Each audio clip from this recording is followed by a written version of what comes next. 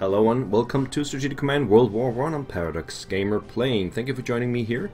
This is the new installment for Strategic Command, this time in the Great War. Let's load things up right away. As we can see right now, there are 3 campaigns in the game.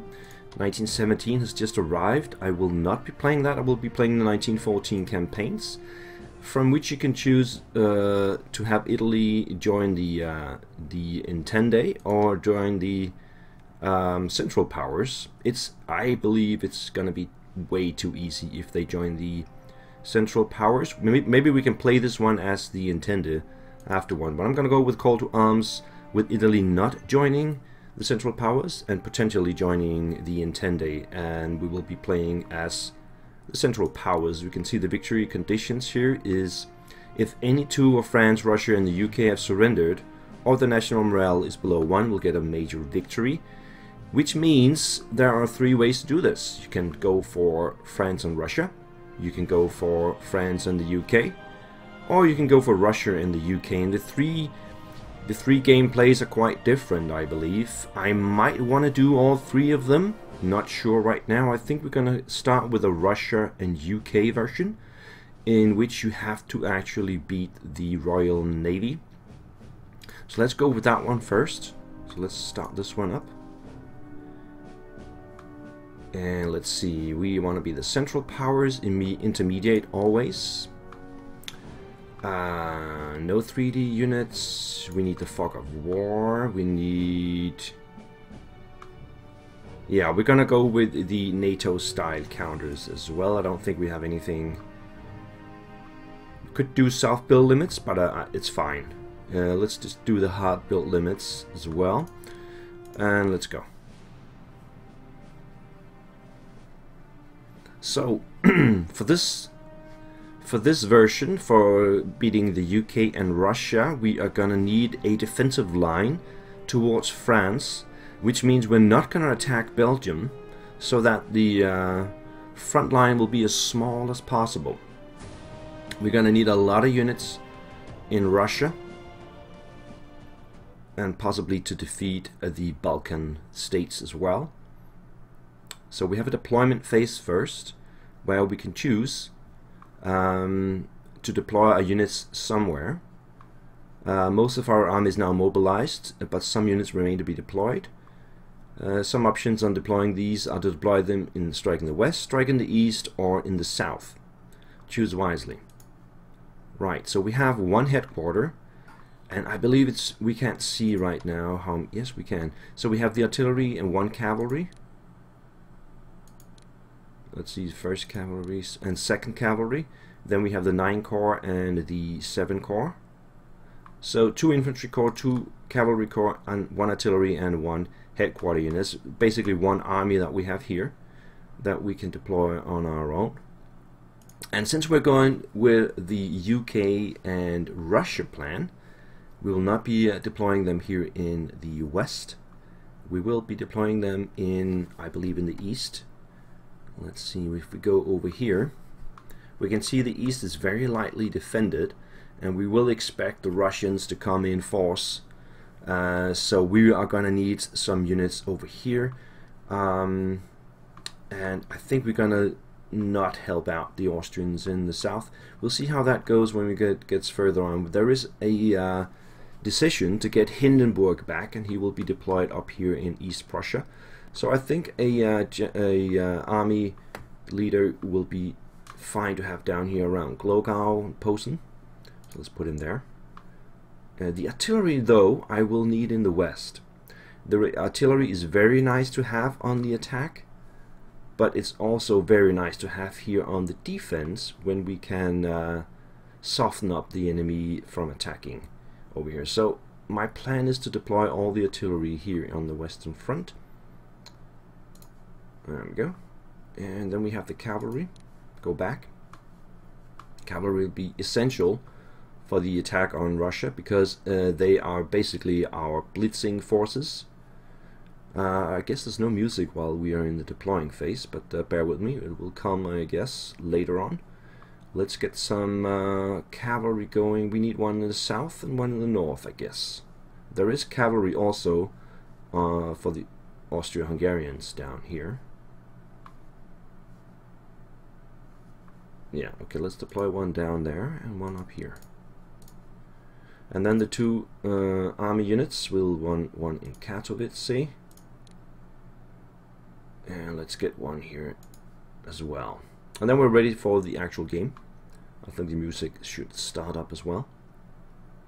Let's see.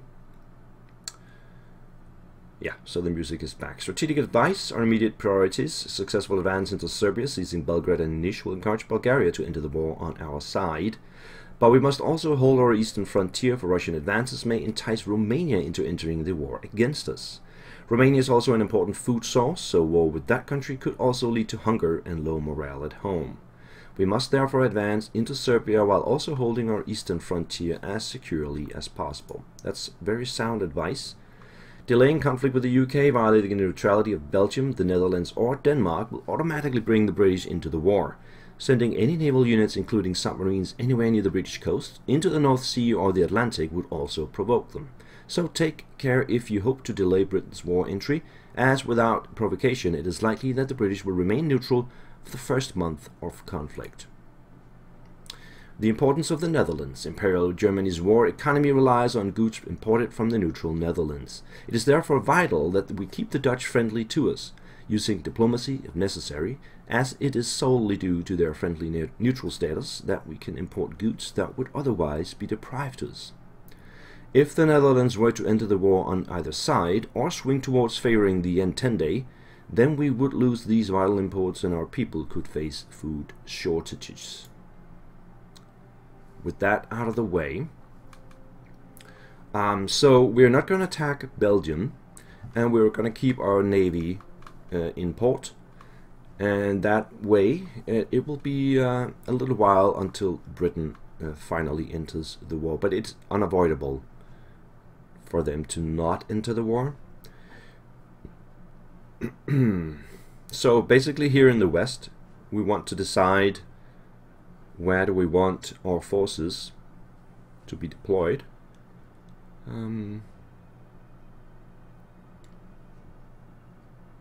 could take advantage of the Mulhausen fortification and then deploy a line like this from Mulhausen up to Strasbourg, through Metz, which is also a fortification, and then up to Luxembourg, or take this, maybe this one here as well. So we are going to do that. We won't need any cavalry here. Let's take a look at the other theaters before we start moving around. We have 4 army headquarters here that we will not need. We will only need 2, so 2 of them will be moved out of the way, as well as a lot of the ground units that we see. Up here we have the Navy. We also have the early, what shall we call them, Marines here, stationed here in Cuxhaven. We have some forces at the Denmark border. We will not be needing that. In the east, as we saw just before, we have light forces and no army generals, so we're going to need more of those. And then we have the Austrian-Hungarian units here, also without any army generals stationed around here. We're probably going to lose some land in the beginning when the Russians come in, but I'll try to not lose too much. I think Premisl here is a good spot to hold, and maybe the line down this way, something like that. We will lose Lemberg and the areas close to the Russian border. And then down here in Serbia, it looks like we are much stronger, but don't be fooled. The Serbians will get a lot of reinforcements, and Albania might join the war as well. Greece might as well. So they are going to need more forces down here if they are to succeed. The Austro-Hungarian Navy is in port as well. And then we have the Ottomans. They have some forces here in the west and just a few forces here in the east. This will be a crucial place. We'll try to pin down the Russians in the Caucasus. The British will land here in Kuwait and Basra, and we also have a frontier here near Egypt. Currently our forces are up here. So that's pretty much how it looks. Let's zoom out a little bit, we can get an overview. Right, so we're gonna move some forces east from here. Currently we have no points. I don't know if this is actually intended in the game. As we start with 0 points in the first turn, that means we have no options. No options of diplomacy, no options of research. We cannot purchase anything. Basically, we can only move our stuff around. But then in the second turn, we will get points from there on out. So we can just move around a little bit. Now, we want to have some of the headquarters. They will need to be railed east. So we just basically want them to be on a railway line. It looks like all of them are currently on railway lines, so that's fine. We will need the Air Force over here, as well as the artillery. The cavalry, though, we can do without. Let's force march them all the way to Dresden. And we have one more here. Force march them beyond Dresden. So those two cavalry are already halfway there, so they will arrive next turn in this area. Okay, let's get out of that. And let's position our units here. So we want one in Mulhausen, this guy. We want one here. And then we want to take Luxembourg and move over here. And here we see the fortress of Verdun is gonna be impossible to take here in the beginning. But this will be our line. We will want some artillery lined up behind them, and a few extra units that can move in if we start to lose some. Let's just have 3. Let's move these guys.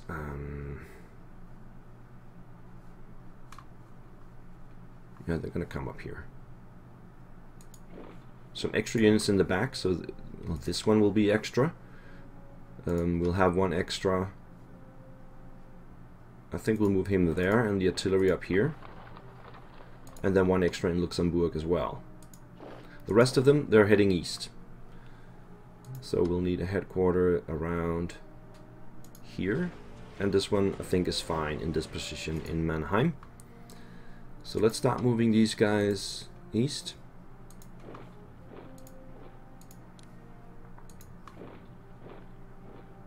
Manually. At least for this turn. That's all we can do. Go there.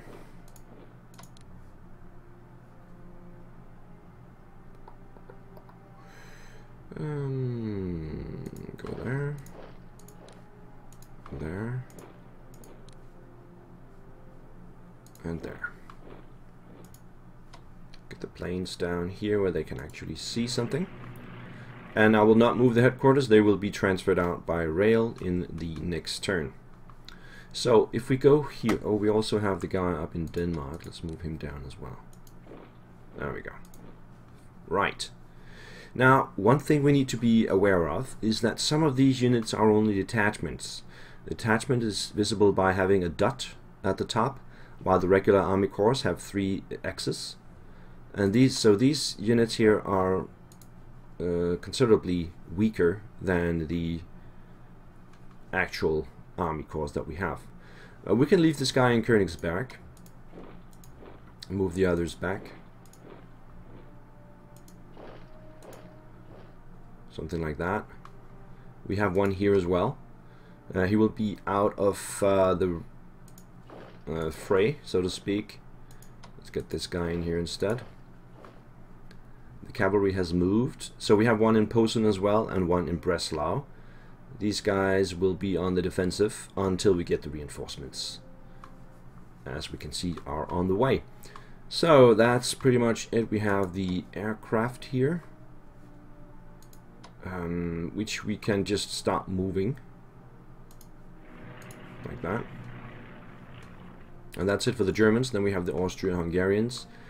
They also have some weaker units here in the back, but the frontline units should be fine. We need to move back to Premisel and form a line around there. I guess we can have one here as well. And come back to... I think we want the cavalry on the side, and then these guys back in Stanislav. We want to have Krakow, and then we have one extra unit here which we will move down this way and put the cavalry in there. That's pretty much the line that we're gonna have to live with. We have some more cavalry in the back we can send up here. So the bombers, I think we're gonna need down here. Send them down. And let's see, these guys in Budapest, we're gonna need them for holding Belgrade once we take it. Now basically we can actually attack Belgrade from the beginning. Whoops, that was a mistake. I think we can undo that move. I was not supposed to do that. Let's see, how does that work? Undo. Where's the undo move button? Right click.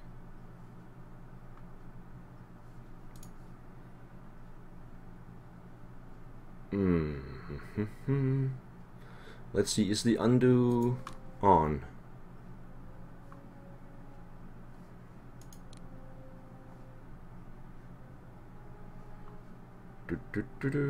Where is the undo move? I don't see that.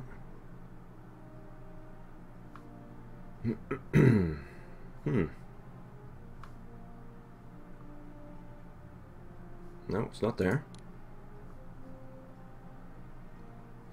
Yeah, here it is. It is on. So how does it work? Undo moves. I need to figure that out. I've never used it.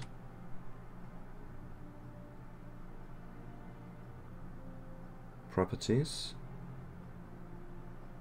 Sleep. Cancel. I don't see anything here. Is it down here maybe?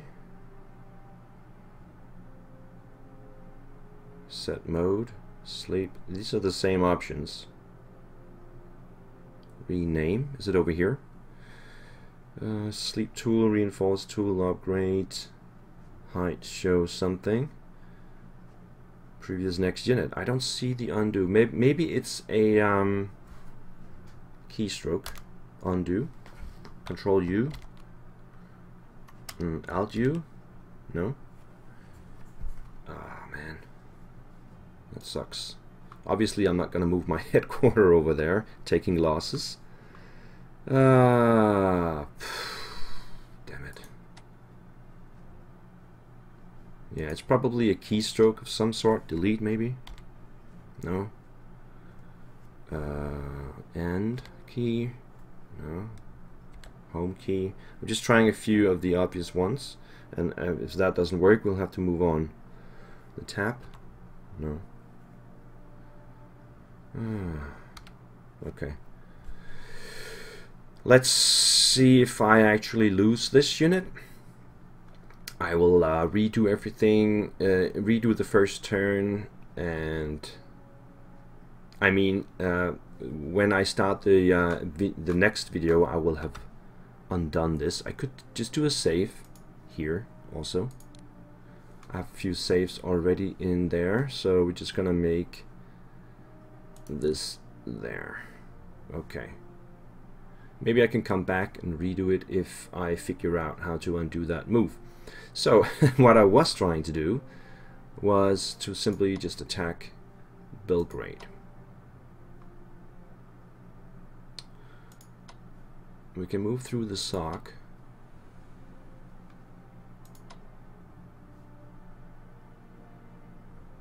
Okay, let's move down there. They are entrenched at level. Can we see that? Max entrenched 3. Entrenched level, we can't see that. But we're just gonna have to go in there. Enemy contact.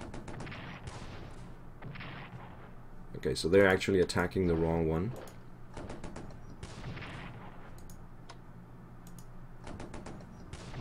Now the problem with this is that the garrison in Belgrade will probably just reinforce. But we need to keep attacking them until they just simply fold. These guys in Sechenye will be way too difficult. So we're just gonna have a defensive stance in Ragusa. These guys in Sarajevo are actually needed there until we get some other forces there. This will be this one. And then we can move them up. So this attack was pretty weak, and this is how it's gonna be going for the Austrian-Hungarians for a while, until I can get some reinforcements down here. The navy we will not bother with too much. In fact, let's just get the submarine into port. Okay, and so these guys will also just stay put. This is a very weak unit. We'll have him move out of the way. We'll move this guy up to Trabzon and this guy down there. These guys are intended for partisan control. As we can see, we need some here and here. So we might as well just start moving them down for that very purpose.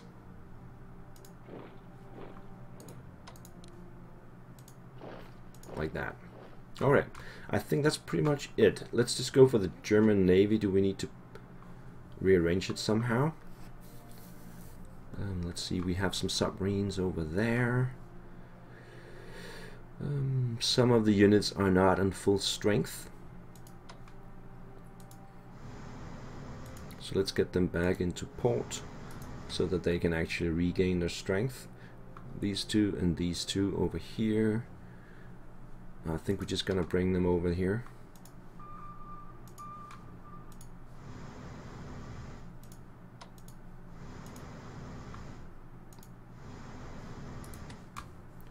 Like that.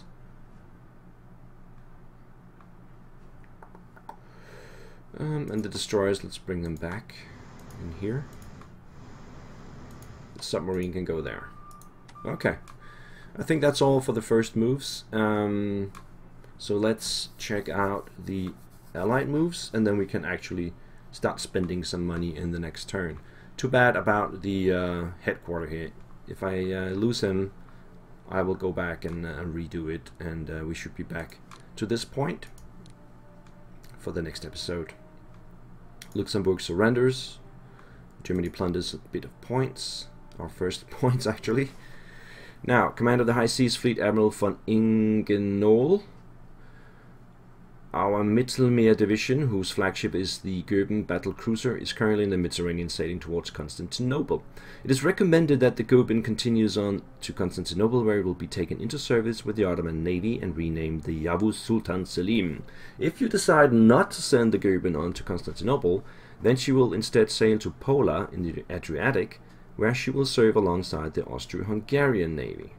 Would you like the Goeben to sail to Constantinople to serve with the Ottomans? Yes.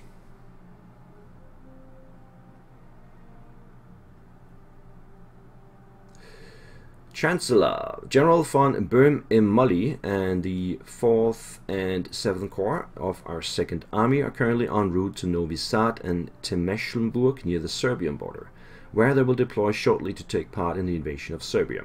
However, deploying them there may leave us with insufficient forces facing the Russians. Therefore, it has been suggested that we send them to the Russian border instead. Unfortunately, sending them to fight against the Russians will delay their arrival by several weeks. Would you like these units to immediately deploy to fight against Serbia, or would you rather send them to fight against Russia? I think we need them against Russia, but I will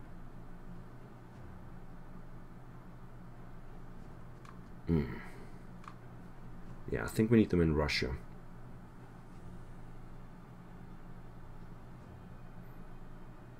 No, let's get them immediately, and then we can switch them around. So I'm gonna go with yes here.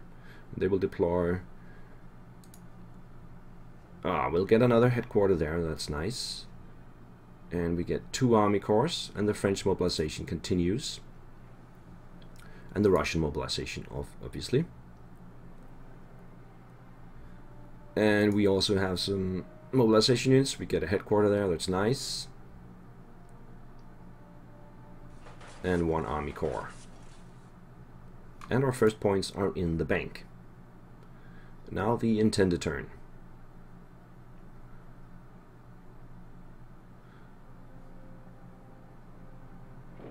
So the Russians are advancing into Eastern Prussia, and the Russians also advance into Galicia. There's not much we can do about that. The unit in Belgrade is reinforcing as expected. At least we have a headquarter now, and some more army corps units.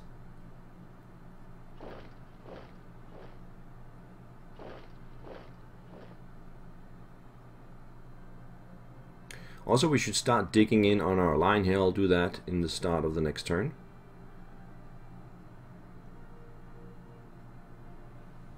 As we can see, the Serbians are actually just as strong as we are in this area. French attacking. We have a little bit of defensive artillery to help us out. And we are immediately pushed back from the front line. Oh, I forgot about the guy in Memel. I think we might want to ship him out if he survives this. It's only a detachment.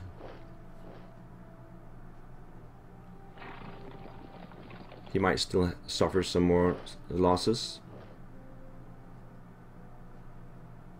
Yeah, my headquarter down there is in trouble. Hopefully I can get him out, and if I can, then I will I'll just play on. Then there's no need to actually redo anything. It's an honest mistake. We can recover from that. Okay, we still see the French moving around. The Russians are in around Warsaw. But nothing serious going on. We can see the Serbians are digging trenches around Belgrade. Refugees from Galicia spread fear throughout Austria-Hungary. And the morale drops. But this is unavoidable in the beginning. If I try to put my units forward, the British seizure of the Sultan Osman I, so they take a ship that was bound for the Ottomans, and the British are keeping it. The fall of Lemberg encouraged Romania to swing towards the Entente. We've got to keep an eye on that. And this is a bad place to put a headquarter. That's really stupid. I have a headquarter actually arriving in front of my lines. So let's see, given our weakness in East Prussia, we could greatly strengthen our position there by bringing Paul von Hindenburg out of retirement and giving him a field command there. To assist him in his duties, Erich Ludendorff can serve as Chief of Staff. Providing Hindenburg and Ludendorff with the necessary logistical support will cost us 200 points and 50 points a turn for 4 turns. Would you like to appoint Hindenburg? Yes, I will. He is sorely needed. Von Hindenburg comes out of retirement to command the East Prussia. There we go. So 1 extra headquarter there is just what we need. Now, huge numbers of refugees have fled from the areas of fighting, and the need to feed, clothe, and house them is placing a huge burden on our empire's economy and infrastructure. If we are to prevent any further impact on our national morale, it would be wise to invest in caring for the refugees. Saying yes to providing food will cost 50 points and will raise our national morale by 2,000. This is definitely recommended. We will spend the 50 points raising the morale a little bit. That's good. And I think we are good to go. Let's it's been half an hour.